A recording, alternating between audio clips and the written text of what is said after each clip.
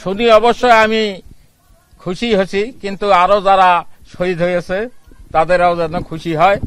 আর ভারত থেকে আনে অতি দূরত্ব গতিতে যেন ফাঁসি কার্যকর করে বাংলার মাটিতে, তাহলে আমি খুশি হই। ঠিক, ধন্যবাদ। চাচা, এখন ধরেন ভারত থেকে কবে আসবে না আসবে, সরকারের কাছে কি আপনার দাবিটা কি? হ্যাঁ, সরকারের কাছে দাবি ভারত থেকে নিয়ে আসার জন্য, নিয়ে এসে যেন ফাঁসি কার্যকর করে আমার জীবন দশায় আমি যেন দেখতে পাই। আজকে শেখ হাসিনার এই রায়ের মধ্য দিয়ে আপনার কি মনে হয় আপনার ছেলে হারানোর যে বেদনা, সেই বেদনা কিছুটা প্রশমিত হলো? হ্যাঁ, একটু হলো। কি একটু? একটু অন্তরটা ঠান্ডা হলো আর কি। পুরো কার্যকর হলে আরো আমি খুশি হব। আমার আত্মাটা শান্তি হবে, আমার ছেলে তো আমেরিকা আর পাবালই, আর ঘুরি পাবালই কার্যকারী জানি হয়, এটা আমার চাওয়া।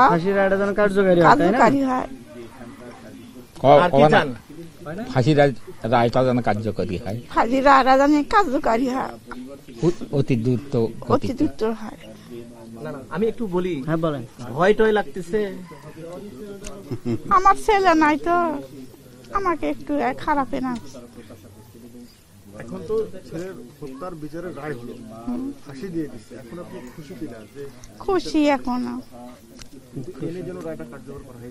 কার্যকারী যেন করা হয়, এটাই আমার দাবি। কেউ কি তোমার হুমকি টুমকি দিছে বা ভয় টয় দেখাইছে? অন্য কেউ আসিয়ে দেখা যাচ্ছে যে আজকে তোমার হাসিনার ফাঁসি হয়ে গেল, এখন এরকম কি তোমার মনের মধ্যে কোনো ভয় হয় যে অন্যরা কেউ আসি আবার তোমার কিছু করবে? ছেলে পেলে আছে তাদের উপর? না, ভয় হয় না, ভয় না কেন, আর কি করবে? বাড়িতে কেউ আসি পাওয়া সাহস পায়?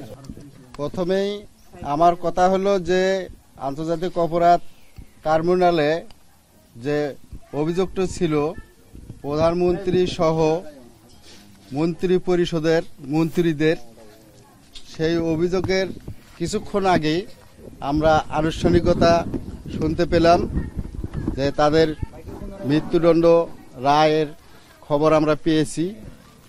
সেই খবর পেয়ে আমাদের শহীদ পরিবারগুলোর মনের ভিতরে কিছুটা হলেও অবসান হলো।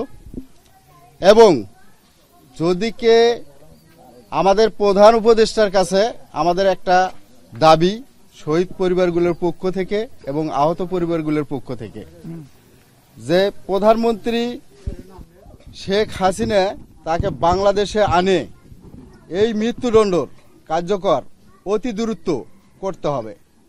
তাহলে হয়তো আমাদের শহীদ ভাইয়েরা এবং শহীদ পরিবারগুলো তাদের আত্মা কিছুটা হলেও শান্তি পাবে। আপনার বিষয়টা জানতে চাই, শহীদ আবু সাঈদ আপনার ভাই, আপনার অনুভূতির জায়গাটা জানতে চাই। আমাদের অনুভূতি হচ্ছে যে বর্তমান যে আজকে আমরা যে রায় পেয়েছি এবং এই রায়কে অতি দ্রুত কার্যকর করতে হবে এবং তাদের ফাঁসি দিতে হবে, এবং দেশের বাহিরে যেখানেই থাক সেখান থেকে আনতে হবে অতি দ্রুত। এটাই আমাদের প্রধান উপদেষ্টার কাছে আমাদের এটা দাবি আমাদের পরিবারের পক্ষ থেকে। আজকে আন্তর্জাতিক অপরাধ ট্রাইব্যুনালে শেখ হাসিনার বিরুদ্ধে আনিত অভিযোগ 5টার মধ্যে 4টের মধ্যে মৃত্যুদণ্ড এবং 1টাতে আজীবন কারাদণ্ড দেওয়া হয়েছে। তো আমরা চাচ্ছি যে শেখ হাসিনা যে বিদেশের মাটিতে পলায়ন আছে, এটা শুধু রায় ঘোষণা করলেই হবে না, হাসিনাকে বাংলার মাটিতে এনে এই রায় কার্যকর করতে হবে। গত 15 বছর ধরে ফেসিস্ট কায়দায় বিভিন্ন দলমতের ভিন্ন দলমতের লোকদেরকে গুম খুন হত্যা করে একনায়কতন্ত্র প্রতিষ্ঠা করে এই দেশকে একনায়কতন্ত্রের মাধ্যমে নিজে একাই নির্বাচন করে এই দেশটাকে দখল করে গণতান্ত্রিক দেশে অগণতান্ত্রিক প্রক্রিয়ায় জোর দখল করে এই দেশকে শাসন করছে, শোষণ করছে।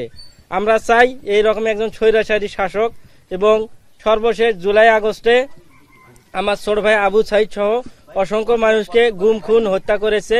এই হত্যার পরিপ্রেক্ষিতে আজকে যে রায়টা হলো, আমরা চাই শেখ হাসিনাকে বাংলার মাটিতে এনে এই রায় কার্যকর করা, এবং যারা রাজনীতিবিদ আছে তাদের কাছে যেন এটা একটা দৃষ্টান্ত হয়ে থাকে যে একটা গণতান্ত্রিক দেশে অগণতান্ত্রিক প্রক্রিয়ায় রাষ্ট্রীয় ক্ষমতা ধরে রাখলে তার শেষ পরিণতি কি হয়, এটা যেন রাষ্ট্র সেই দৃষ্টান্তটা যেন স্থাপন করে, এটা আমার প্রত্যাশা। এবং শহীদ ফ্যামিলির, আবু সাইদের শহীদ ফ্যামিলি হিসেবে, ভাই হিসেবে আমার একটা প্রত্যাশা যে আমরা যেন এই রায়টা আমরা যেন দ্রুত সময়ে দেখতে পাই। তাহলে আমরা আমাদের ভাই হারাইছে, আমরা তো ভাইকে ফিরে পাবো না, কিন্তু আমরা যেন সচক্ষে আমাদের ভাইদের খুনিদের যেন বিচারটা দেখে যাইতে পারি। ফিরিয়ে আনার ক্ষেত্রে সরকার কতটা আন্তরিক বলে মনে হয়? আসলে আমাদের তো প্রতিবেশী দেশ ভারতেই অবস্থান করতেছে, বেশি দূরে নাই।